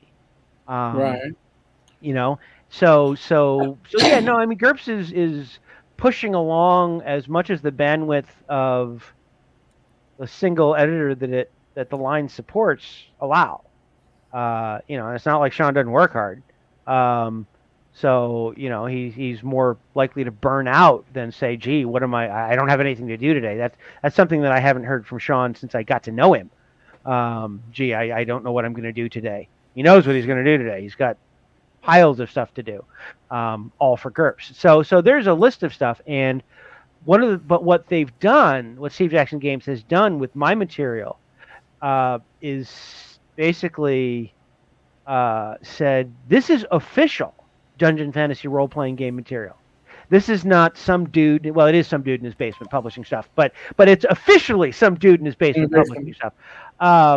We endorse it. Yeah. Right. So, but no, and actually, so there was a question I did. I attempted to enter the Brazilian market, and I did it with a market test on my fantastic dungeon grappling book, 8 pages, simple. Grappling really ought to feature in almost every combat, right? Because it's awesome. So I said, well, let's see what happens. And so I got to know somebody who's a professional translator in Brazil. We worked over the manuscript, got it into great shape. The exchange rate was working in my favor, so I was able to prepay everything. So it was ready to go when the Kickstarter launched. But Brazil's a hard market to get into, and they don't trust anybody. They certainly don't trust a white dude from America. And they're like, why is this guy ripping off Steve Jackson Games license and calling it official? He's just evil, right? There's if he were really a good person, he would have translated the entire Dungeon Fantasy role-playing game on his own hook and brought that to us. That's right. That's what he needs to do. But in any case, Steve wrote a note, said, no, this is real, it's official, and Sean looks at it. He doesn't do a lot of review because we trust Doug, and he's working with the same stable of writers that we work with. So, but this is official DFRPG material, which means if you're looking for a big full-cover bestiary for the Dungeon Fantasy role-playing game, it exists. It's called the Nordland Bestiary. That doesn't mean that they don't publish monster books. There's like 4 or 6 or 8 of them. There's Monsters 1, Monsters 2, Monsters 3. There's Dragons. There's all kinds of stuff, right? But if you're looking for the big hardcover one, they're like, you should start with Doug's, right? If you want a book on snakes, one exists. Why would we duplicate that?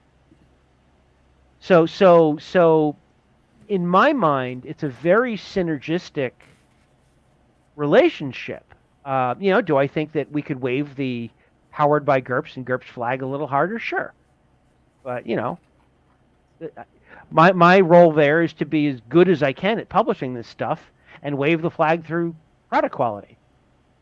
I probably don't do enough marketing. I have a little bit too much of an attitude that quality should sell itself, and any marketer worth their salt should throw me in jail for letting that phrase leave my lips, because it's a lie. Yeah, pretty much. Quality helps sell, Yes. but what sells itself is selling itself.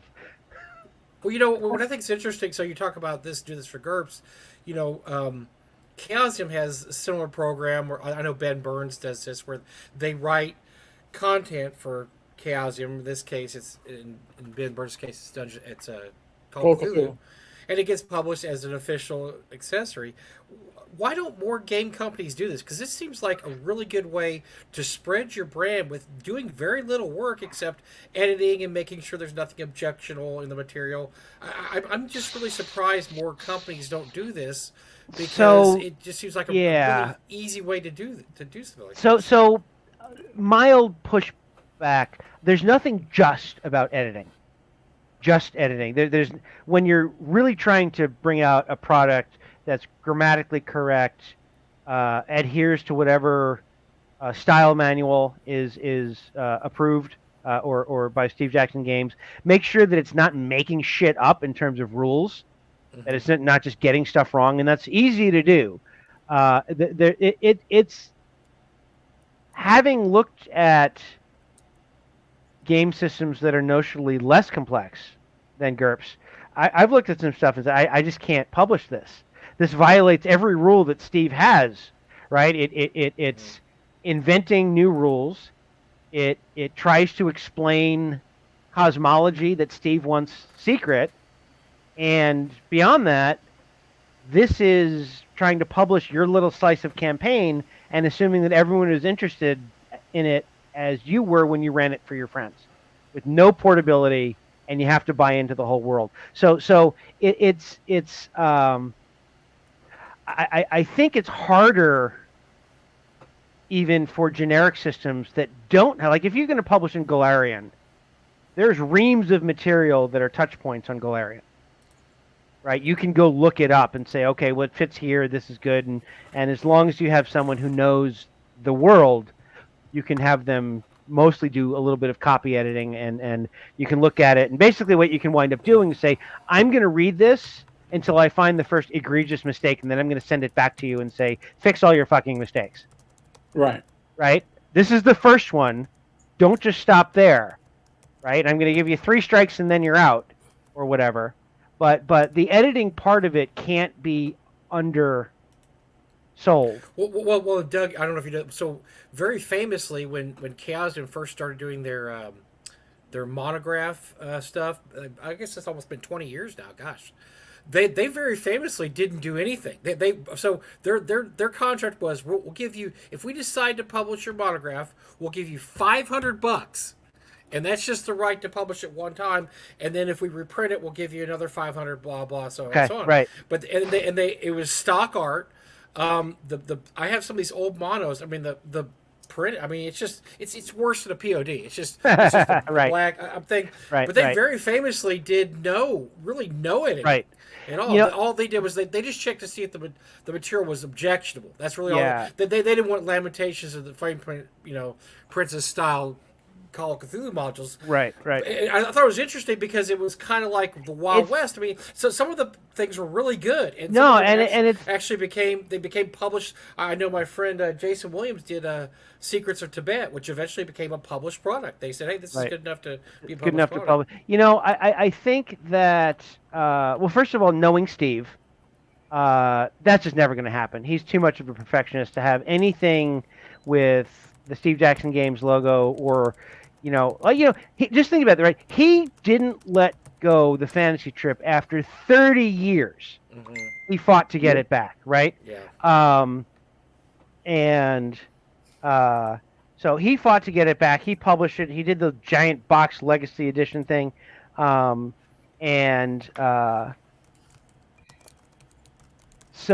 he takes his creation personally and professionally, right? Okay. He's a perfectionist.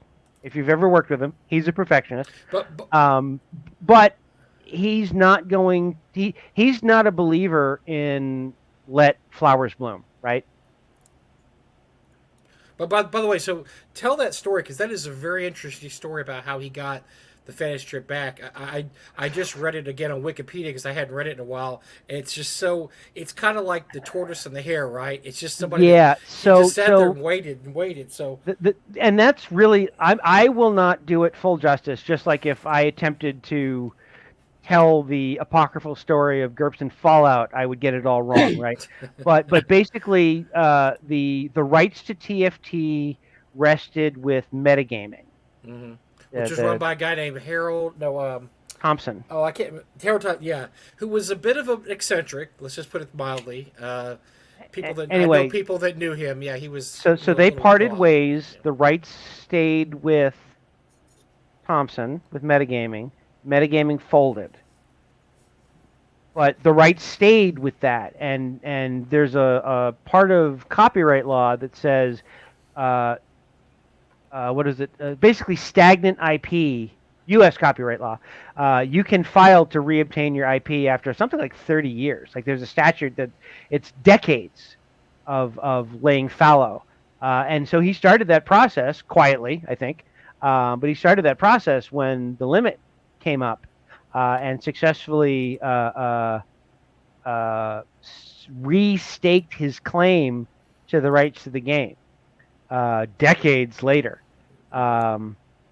And yeah, Randy Crockett there says 27 years. That's amazing. Yeah, right. And so that's amazing. Yeah. And so yeah, so he was waiting. Right, it's like that one guy creeping at 5 miles an hour through a parking lot to get that best spot, and as soon as it opened up, Steve was there. But yeah, so and obviously, that is a very interesting crowd, right? I mean, they've been starved of material for 3 decades, and so one of the nice things about that crowd is they're very receptive to anybody bringing anything into the material, and it's enough of a common base. Kind of pastiche fantasy, generic fantasy, that people who are writing for it, as long as they don't go too crazy, it all fits, right?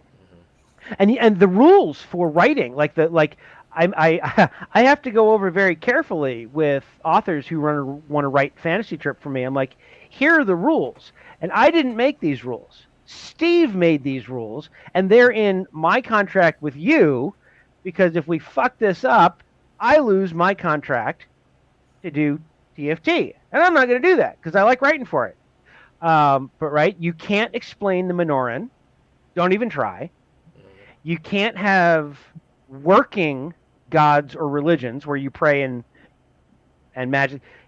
Don't make up new mechanics or spells without an email to Steve Jackson Games, and don't try and take the fantasy trip beyond what it is. A role-playing game layered on top of a fantasy skirmish game. Don't muck with the core concept, right? We're not going to start doing the fantasy trip, the soap opera. That's not what it's for. And don't try and make the fantasy trip into D&D with what I have used. The phrase that I use is Deus ex magical, like Deus ex machina, but Deus ex magical. Oh, and then there's a spell that magically makes the game master's favorite effect happen. No, the spells in the universe are known. Their countermeasures are known. And you don't get to make stuff up. Oh, here's a new spell, right? Create cat. Right? I guess you can't see the cat. Move. Here's the cat. Right? But you don't get to do stuff just because you wanna. And so there's a set of rules, borders, and an end zone, to borrow a phrase from the prophet Xander Harris. So there's stuff like that you have to do if you're going to write for the fantasy trip. And likewise, there are certain things that you can do and not really can do with the GURPS stuff. Big new swaths of mechanics that are supposed to be subservient to the main line or DFRPG need to adhere to the concepts in the main line, not kind of go off and do their own thing.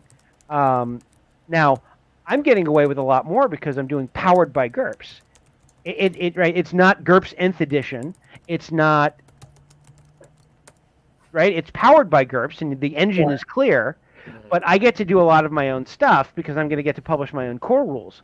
But when someone submits an adventure to me, I'm going to look over it and say, are you breaking my system? right? Are you taking this away from what it's meant to be? And if the answer is yes, it's going to go back and say rework. I mean, I'm more inclined. I think I'm more inclined to embrace more freeform digital. Like part of my Kickstarter has uh, uh, part of my Kickstarter has VTT assets like the map pack. Yeah, different Xander. But hey, if you're a good writer, then bring it in the next time you see it. But the Xander Harris thing is a Buffy the Vampire Slayer quote. Okay. Yeah. So, life has rules. Life is like it has rules, borders, and an end zone. That was also a line that was used in the Buffy the Vampire Slayer role-playing game to good effect. Anyway, point is that Steve is persnickety about what he allows to publish under his name or his name adjacent, and that's just Steve. We can all say you should open up the system, and every one of us could be factually correct, but until he decides to do it, it's his stuff. Mm-hmm. And he gets to take his toys and goes home. And so, do I think that GURPS and whatever might benefit from a little bit more being open? Maybe. But as free form as GURPS is with a generic rules engine, there's a lot of potential for chaos there too. Just think, right? D&D gets definitely a system, yeah. Right? I mean, D&D gets into a little bit of trouble when a player will make a character using a particular splat book or publication, and they're like, well, this is rules legal. I should be able to play it because it was published as part of the D&D corpus. And the poor game master's like, but that's not the game that we're playing here for whatever reason. But it's published. This is what I want to do. But there's stuff out there that just doesn't work. I remember looking at some feats that someone had published third party, and I put it. I wrote, because of course I did. I wrote an Excel spreadsheet that calculated the battle power of some of these things just so that I could have an idea of what they would did. And these things were all over the place, right? This one was as good as 3 or 4 ability score improvements. This one wasn't even worth 1, right? So it in terms of the combat effectiveness, and these were combat feats. So you can get some of that, and you really want that to go through some QC, some quality control, and if it's just out there, I think Steve is probably more worried about the dilution of a system that's already a 1 or 2 percenter. You get into people spewing trash on the internet saying, well, all of GURPS is crazy because, look, Doug wrote this article called The Deadly Spring, and it has transcendental equations in it. All of that is true, right? GURPS is terrible. Look at all this. You have to know advanced calculus to do it. And no, you don't. It's the most optional of optional systems. And it came about because I thought it was going to be easy, but it turns out you actually can't solve the equations for bow and arrow without a supercomputer. Oops. You can do it for firearms. Firearms works great. Very well defined. Bow and arrow, not so much. This 10,000-year-old crooked stick is really hard to do. Anyway, but yeah, if you looked at The Deadly Spring as an example of what GURPS was, or my other first attempt at a publishing book, the Technical Grappling, which has some real boneheaded choices in it. It's got a lot that's good in it, but I made some mistakes. It was my first thing ever, right? So if you look at some of that and say, this is what GURPS is, yeah, you're into a world of hurt. And so you have to be, I think he's approaching it with a degree of caution. And let's face it, how many role-playing game companies under their original ownership are there still? Him and maybe 2 others, I think. Well, Frog Up Games, but that only goes back to 2001. Right? So Steve is 1980 or 1970 something. Yeah. There's nobody, yeah. Right. I think there's a couple. I think there's a couple.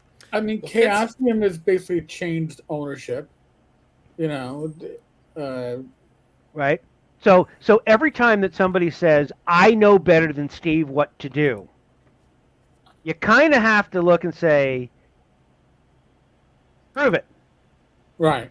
Right? And that doesn't mean that these people are wrong. But, right, the preponderance...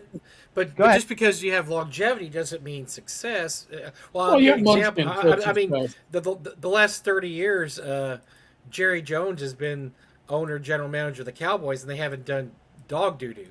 So I mean, he probably thinks he's a great GM, and they've had I don't know, they've had winning seasons, they've done okay, but they haven't been to a Super Bowl in the last 30 I mean, years. Let's look at what success means. It means what it means to Steve, right? Right. And Yeah, if he is as successful as he and his employees feel that they want or need to be, they're successful, right? I have a goal in my mind for Gaming Ballistic of what success looks like, and it's not taking over the planet from Wizards of the Coast. Although I think I would do a fine job of that.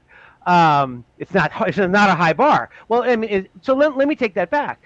Nobody can really replace the network effects of real D&D.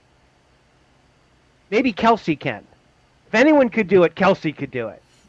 She has the right... Well, because she has a great knowledge and respect for the history of the game and really incisive insight, really good insights as to what people want to play. Right? Gavin is doing nice things with OSE. Like him or hate him, I like him. But Alex is one of the best mechanical game designers on the planet. Mm-hmm.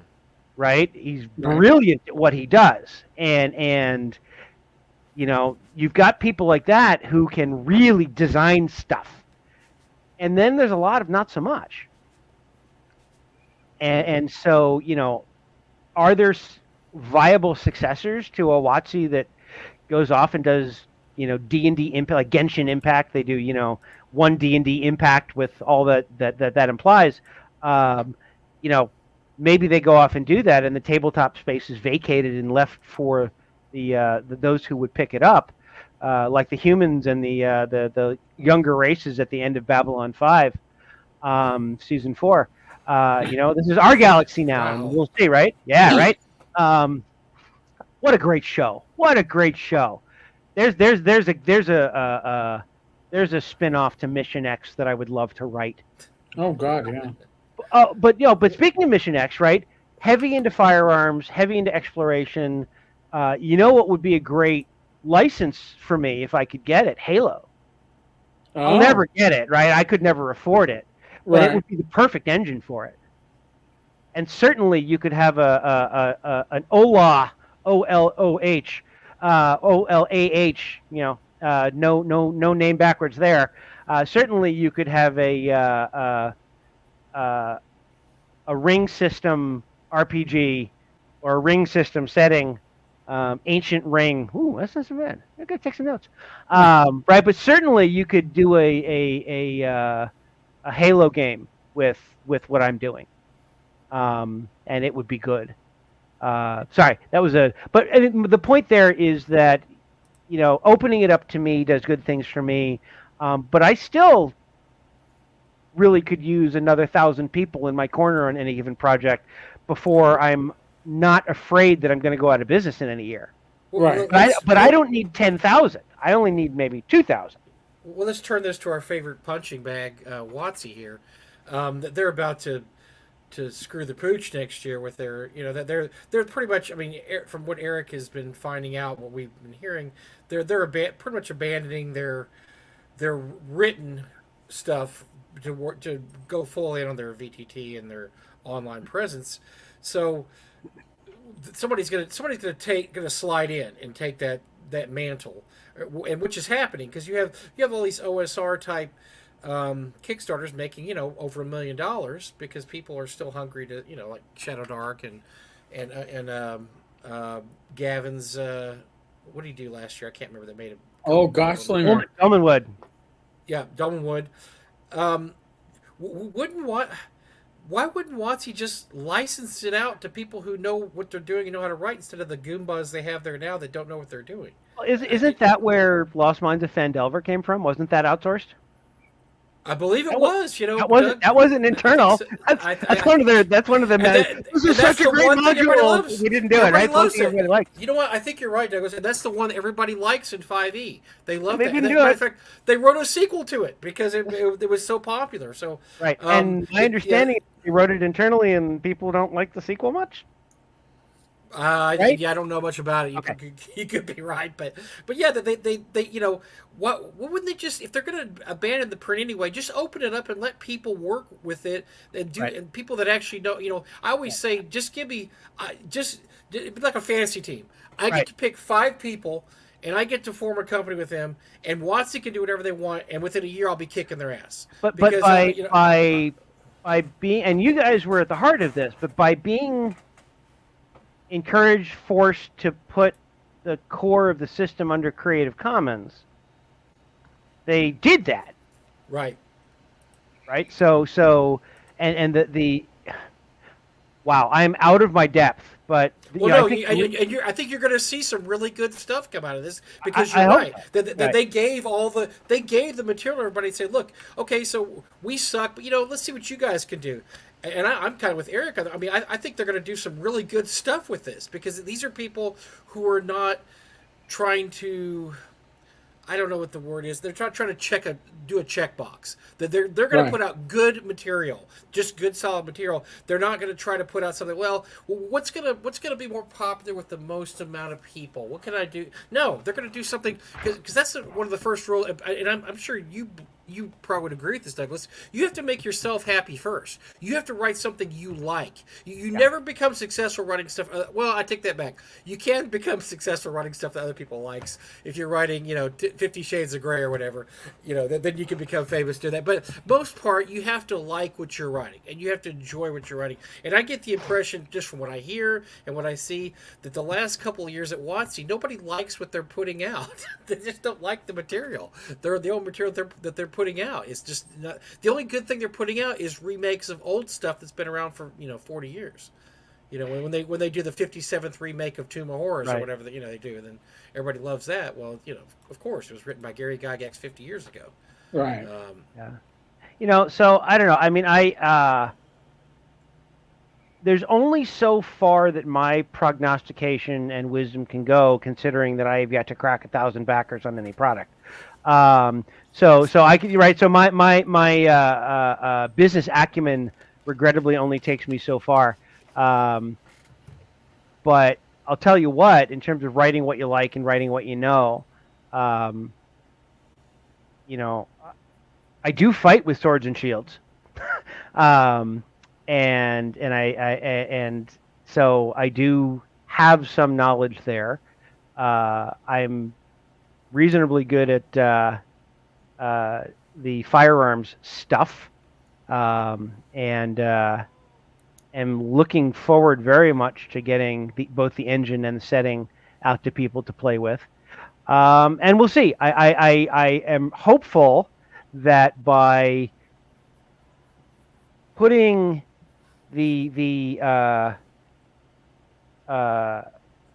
game engine into first putting on a diet and getting rid of all the things that are a little bit fractal resolution in the skill system, streamlining the entertainment value of it, so that like, for example, there's like 9 different ways to attack something in GURPS.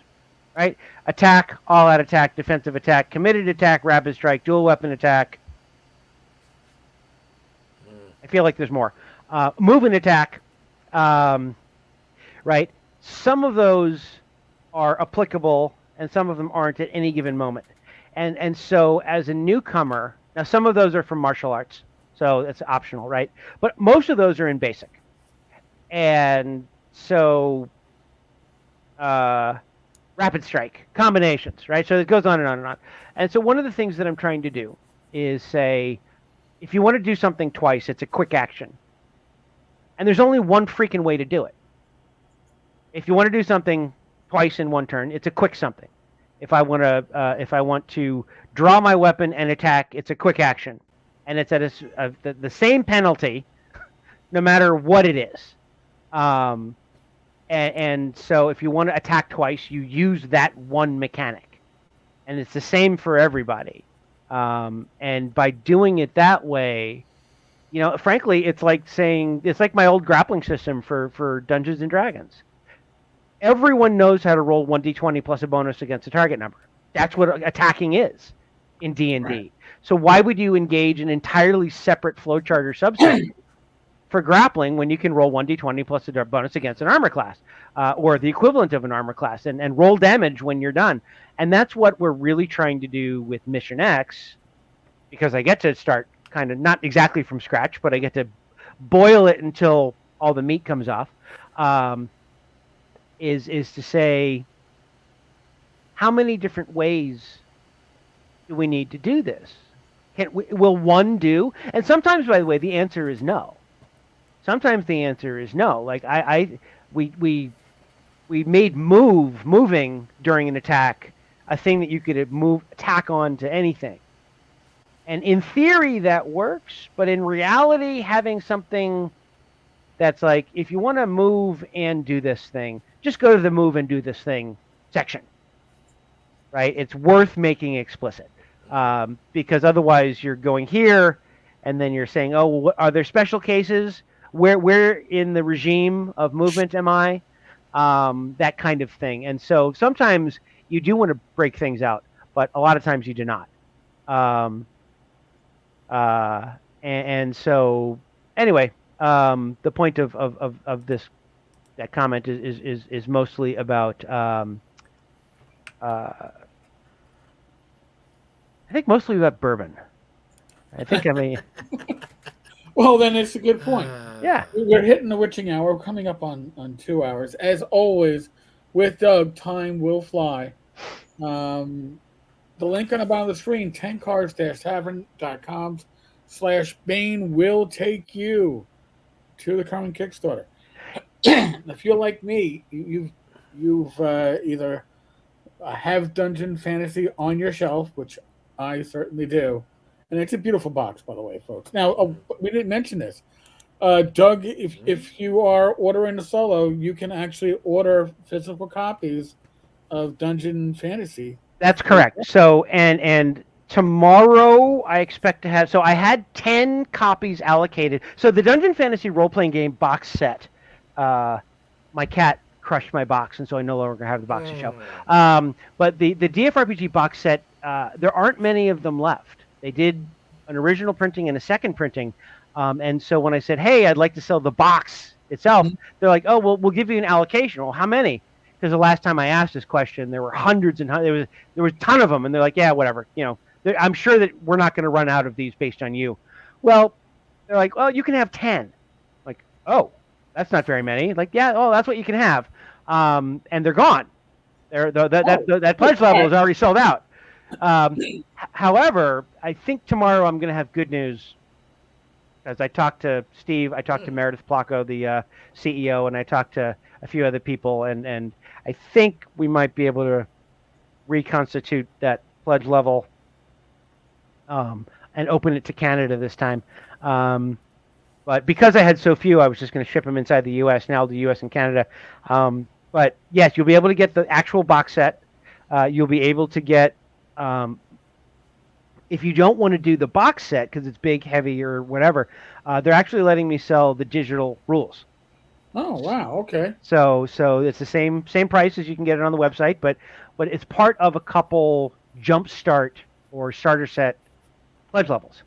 So I think for $50, let me make sure that I don't misquote it. So for $50, you get. Wow, I put a lot of stuff in this. So for $50, you get the core rules. You get Sathor's Bane. You get the PDF. You get the core rules digital. You get Sathor's Bane. You get the full color maps to drag it as JPEGs to drag into your VTT. You're going to get the digital quick reference cards that will have every NPC and monster in a little 4x5 PDF. And you'll get for those, and that'll be part of, that'll be PDF.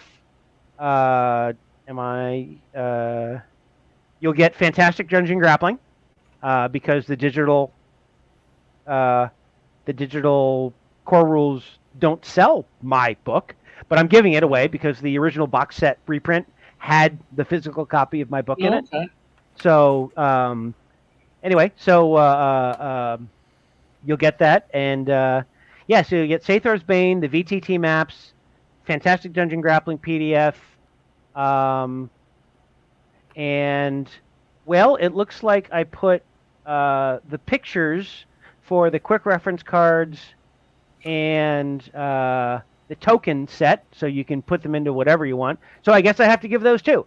So that's yeah, all right, that's cool. That's the beauty of digital assets. So that's a good pledge level. You're getting a lot, but it's all digital, and if I do my job right, almost everything will be available within a week or two of the campaign ending.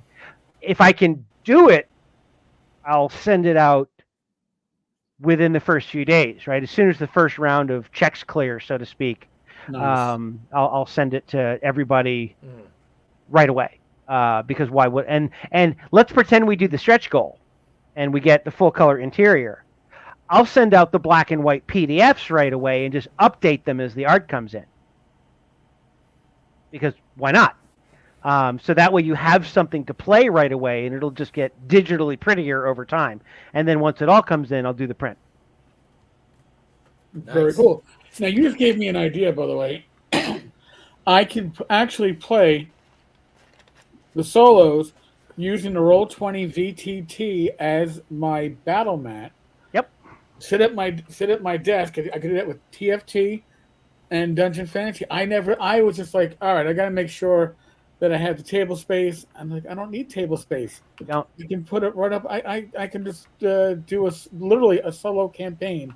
Yep. On Roll20 or some other VTT. And like if you were gonna do, I have it right here. So this is Dark Lord's Doom. Recognize the cover. Yep. It's blending with the background. But Dark Lord's Doom has counters. So all you'd have to do is go into your PDF and cut them out. Right? Do a snip with a screen grab, and then make tokens out of those in your favorite token making, token tool. I think it's one of the maps tools. Yep. Yeah, that's right. Yeah, throw that into your favorite token making thing, and there you go. That's what I'm going to. Well, actually, I'm going to do mine in Photoshop, but fine, whatever, or InDesign. But whatever works for you. Well, I'll do it as a data merge, right? I'll have the art and do them all at once. Yeah, right. So yes, absolutely, you should run it on your favorite VTT. That's what it's for. Wow. Yeah. Good. I just had that insight, folks. So don't. Again, senior moments. So we're all getting old. Right. But so there's a couple of, just getting back to the pledge levels for a sec, because why not, right? Mm-hmm. The big box set pledge level is basically gone. But give me a day or two, and maybe it'll be resurrected. The Jumpstart Digital Omnibus has the complete Delvers to Grow 96-page single book. It's got the PDF, and it's got the core rules. So for $70, you're getting a reasonable plunk of stuff that will allow you to get to the table in a half an hour and start playing. Now, you can get to the table a lot faster than that if you use the pre-gens. But if you're like, I've done this a couple of times, then I want to see what happens if I bring a martial artist or a barbarian or a wrestler or a wizard or a cleric, right? I want to do some spellcasters and do that, because the game assumes that if you're magically empowered, you go to a different unit, right? Your special forces, you're not going to patrol the border, right?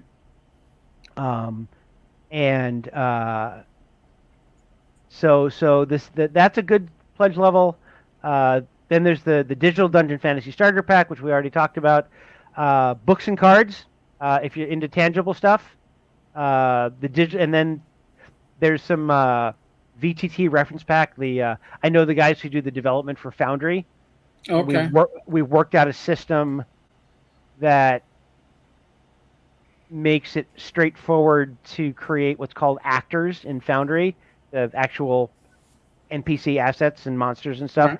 So they have the photograph, they have the stats. It's the same file more or less that I used to make the cards. Oh, interesting. Yeah. So they're really good, and they've probably done $50,000-$100,000 of free programming because they're all super high level programmers Right. for super high level companies, but they love GURPS and they love the Foundry GURPS Game Aid, and so they Okay. basically donate their time. But anyway, so I'm the beneficiary of that donation, and so it's going to ship with Foundry actors, and then someone's like, hey, can you make stuff available so that we can do other VTTs? And to the extent I can, I will. But it's Very cool. oh no, I know, no, not other VTTs. Sorry. What they want is to the ability to move the characters into GURPS character sheet or GURPS character assistant. And I believe that to the extent that I am making the characters in GCS, I will provide those to everyone who gets the digital stuff. So I can do that. It's no big deal. If I don't, someone will, and then they'll be out there anyway. So I might as well give the original bits. So I'll do that, and I mean, I'm hoping that people will either use this and finally take the box set or the digital box set off the shelf, or for people who would love to get a GURPS group going, but the activation. So I'm a technical dweeb, right? I'm a polymer physics chemistry guy. If the activation energy, if that hill you have to climb before you're coasting, right? The initial hill on the roller coaster, if that's too high, you never play. Right. And the point of Sathor's Bane, and if it's successful, and it seems like it's successful, if it's fairly successful, the point of Sathor's Bane and other solo adventures is to lower that activation energy so people experience, oh, I'm going to chop at his leg with my axe. And that has meaning. I swing my sword. Oh, I block it with the edge of my shield and use that to grapple it out of the way. There are things that you can do easily, natively, with the Dungeons Fantasy role-playing game that are very hard to emulate in other game systems the way that they're emulated. That being said, what I just described would be created an advantage in Fate. Right? It's you don't have to get down to plus or minus 0.5%, blah blah blah blah. There are lots of ways to do it, but this is my way, and this is the Dungeon Fantasy RPG way, and I have a lot of fun doing it. So I'm hoping that this will help other people have fun doing it too. Very cool. Well, folks, thank you to Doug. Thank you to all the cats that made an appearance. Mine did not. Mine finally came out of her hole. She's Yeah, interested. mine's been feeling a little bit off the last 2 days. She's been sleeping a bit more, so it's what cats do when they're not feeling. But she's been more loving when she does come out, so I'll take that. Well, we got another squirrel and or possum trying to get in the house, and so she keeps looking up the ceiling. I hear it scratching too. So it looks like another call. Yeah, another call to the wildlife guy to get in her attic and pull out whatever the head's in there. Last time was a raccoon, so who knows? So, folks, next live stream will be Friday night. I'll be at TotalCon starting tomorrow. TotalCon, we didn't even talk about that. You're right. Yes, you're right. Yeah. We'll have to talk about it afterwards. But I'll be at TotalCon starting tomorrow through Sunday. Joe the Lawyer will be hosting the Random Party Generator. It'll be on this channel and his channel. Joe has full admin rights now. Watch out. It's going to be scary. And I'll try to make an appearance from the con, of course. No Gamers Health on Saturday, I don't think, unless something strange happens and we're doing. And hopefully a lot of interviews and sit downs with people. I won't go anywhere without my iPad and some microphones ready to pick up people. So, Nice. On that note, be safe, be well. God bless. Roll those dice, roll them well. Remember, Tenkar's Tavern.game/Bane. It'll take you to Doug's not Kickstarter backer kit. Backer kit crowdfunding. There you go. And one quick word. Sorry, you just signed up, and I'm going to get into Minnesota Goodbye. So much better than it was the last time I used it. Really? They've really fixed some things that were kind of table flipping rage inducing for people. Like, I'm going to add an add-on, but it just adds money. It doesn't add the actual add-on. They fixed that. The marketing integration is getting a lot better. Your ability to it's still a new platform, relatively new platform, but very receptive to feedback. Like, I'm like, oh, we really ought to be able to do this. Like, that's a fantastic idea. It's on the list. Okay. Right. So really good really good responsiveness. It can't quite do everything that I wanted to do, but they're responsive to that. And some of the really things that made life harder have been fixed since the last time I did it. So, well, there you go. Nice. Yeah. All right, folks, we're out of here. Have a great time at TotalCon. Let us know what happens. Man, I haven't seen Bill in years. It'll be great to see Bill. Dear. Yeah, it will be. I got to make sure I haven't either at this point. Yeah, I got to make sure I have time afterwards to recover from all the alcohol I'll be drinking. All right. God bless. Later, guys. Good night.